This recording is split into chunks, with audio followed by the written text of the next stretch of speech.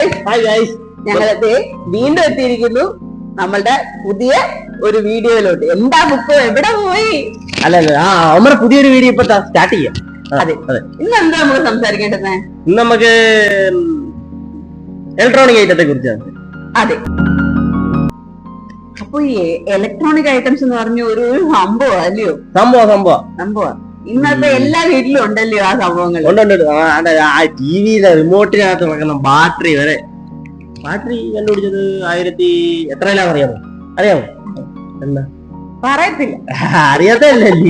1800 battery കണ്ടുപിടിച്ചത്, electronic battery. അതെ, electronic battery 1800 കണ്ടുപിടിച്ചു. അത് കഴിഞ്ഞിട്ട് അത് കഴിഞ്ഞിട്ട് കുറച്ചൊരു കാലം കഴിഞ്ഞപ്പോഴത്തേനായിരുന്നു പിന്നെ 1876 നമ്മളുടെ റിംഗ് ടെലിഫോൺ കണ്ടുപിടിച്ചത്.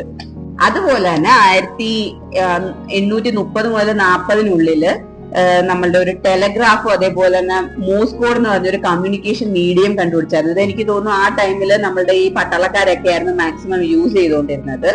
1994 വാക്യൂം ട്യൂബ് ഇൻവെന്റ് ചെയ്തു. വാക്യൂം ട്യൂബ് ക്ലീൻ ചെയ്യാൻ വേണ്ടി. 20 മുതൽ 30 വരെ റേഡിയോ എല്ലാ വീട്ടിലും അതായത് 1920 മുതൽ 30 ആ ഒരു കാലഘട്ടത്തിലായിരുന്നു റേഡിയോ സ്റ്റാർട്ട് ചെയ്തത്. അതുപോലെ തന്നെ 1940 ടെലിവിഷൻ ഫസ്റ്റ് ആയിട്ട് സ്റ്റാർട്ട് ചെയ്തത്. 1947 ട്രാൻസിസ്റ്റേഴ്സ് ഒക്കെ ഇൻവെന്റ് ചെയ്തു. പിന്നെ 1950 മുതൽ 60 electronic record players, electronic mixers അല്ലെങ്കിൽ കമ്പ്യൂട്ടേഴ്സ് ഒക്കെ കൂടുതലായിട്ടും നമ്മുടെ ഭൂമിയിലോട്ട് വന്നത്. അല്ലെങ്കിൽ അവര് ഇൻവെന്റ് ചെയ്ത് കൊണ്ടുവന്ന ആ ഒരു കാലഘട്ടത്തിലാണ്. അതെ, ആരുടെ ബുദ്ധി? മനുഷ്യന്മാരുടെ ബുദ്ധി. അവന്റെ അല്ല കേട്ടോ. അതുപോലെ 1970 മൈക്രോവേവ്സ് ഒക്കെ സ്റ്റാർട്ട് ചെയ്തത്.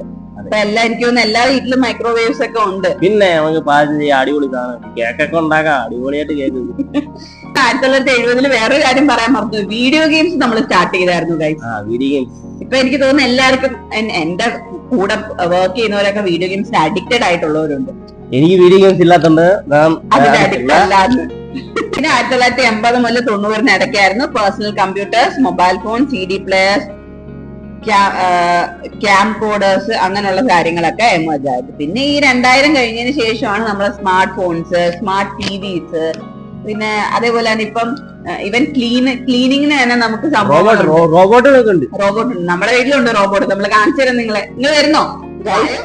നമ്മൾ പോവുകയാണ് റോബോട്ടിനെ കാണാൻ.